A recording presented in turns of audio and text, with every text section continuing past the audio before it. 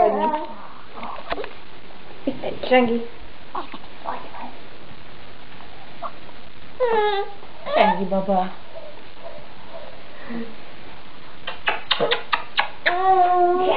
Leveszik ezt a vastag nadrágot le. Gyere, neked is adok egy nagy pusztantot. Gyere. Mindjárt. A másik láb.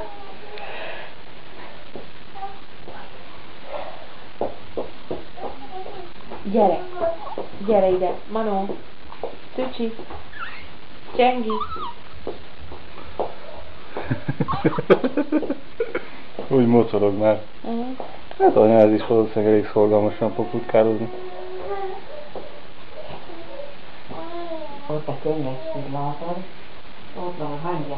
Tessinek is van ilyen welcome ajándék. Hű! Azt hol szerezted most nagy hirtelen? Azért mi, csirke? Nem, boti, rózsaszín. Hű! Köszönjük szépen! Főtt neki kávét? Főzött.